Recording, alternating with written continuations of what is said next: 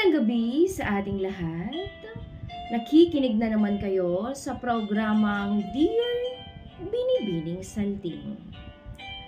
Bago natin ipagpatuloy ang kwento ni Jen Rose, nais ko munang batiin lahat ng ating mga tagapakinig. Lalong-lalo na ang aking mga magulang na sina Caridad at Rodolfo Salting na laging nakaantabay sa ating programang Dear Binibining Salting. At ngayong gabi ay ipagpapatuloy natin ang kwento ni Jen Rose. Si Jen Rose na dating playgirl. At ito ang sumunod na nangyari sa kanya. Dahil sa labis na kalungkutan, hindi na ako pumapasok ng eskwela. Huminto ako sa pag-aaral. Sinamahan ko muna ang tatay ko sa pagbebenta ng karne sa isang maliit na pwesto namin sa aming syudad.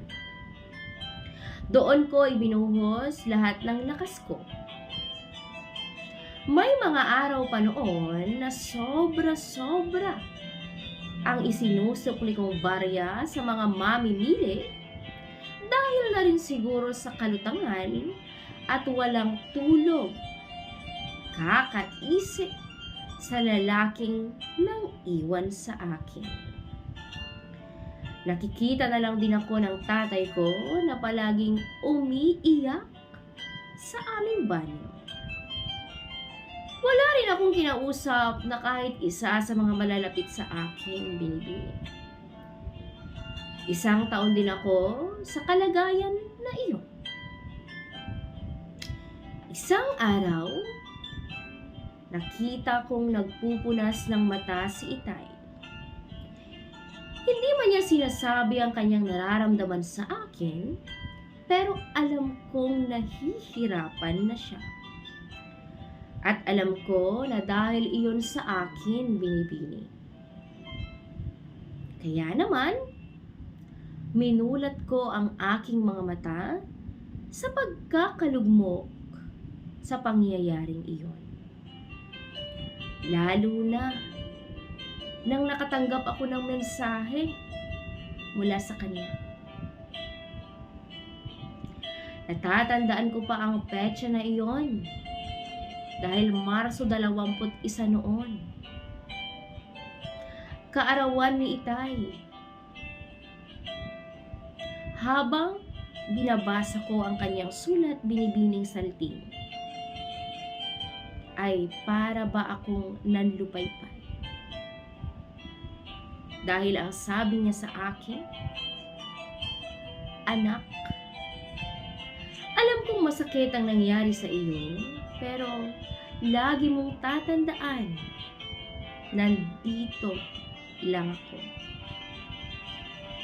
Mahal na mahal kita. At kaya natin ito." Pagkatapos kong mabasa ang mensahe niya binibini, ay dali-dali akong naligo at nagtungo sa aming pwesto. Niyakap ko siya ng napakahigpit. Sabay sabing, "Tay, sorry. Tay, mahal na mahal din kita. Maligayang kaarawan." Sa pagkakataong iyon binibini, sabi ko sa sarili ko, lalaban ako. Lalaban ako dahil may isang tao pang nagmamahal sa akin. May isang tao pang natitira para sa akin. Inisip ko na lang na siguro ay parusa ng Diyos ang nangyari sa akin upang itama ang lahat ng aking pagkakamali at makita ang labis-labis na pagmamahal sa akin ng aking ama. Kaya naman, pagkalipas ng 6 na buwan, noong pakiramdam ko ay nasa maayos ng kalagayan ng aking sarili, napagdesisyonan kong magtrabaho sa isang fast food restaurant sa bayan ng La Trinidad.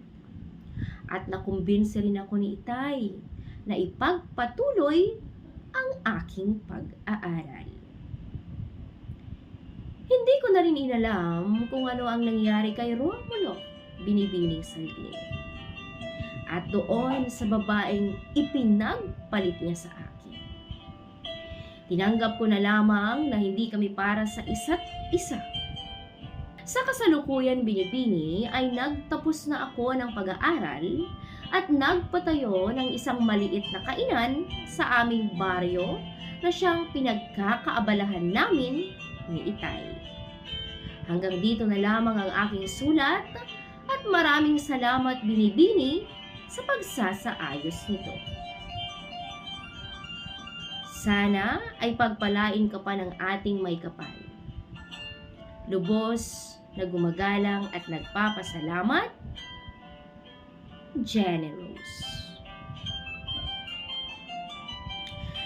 Salamat, Jenny Rose, sa tiwala na ipinagkaloob mo sa akin upang maisalaysay ang kwento mo.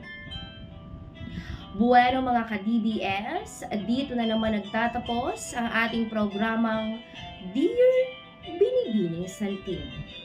Bukas ay bibigyan natin ng komento ang sulat sa atin na ipinadala ni Jenny Rose. At sa mga nais magbahagi ng kanilang komento, maaari po kayong magbigay ng comment sa ating comment section at pwede nyo rin pong i-share ang ating video kung kayo po ay nakarelate sa kwento ni Jenny Rose. At muli, ito ang programang Dear Binibining Salting na nagpapaalalang ang sarili mong pananaw sa buhay ang driver ng iyong tagumpay. Paalam hanggang sa susunod na letter sender. Magandang gabi.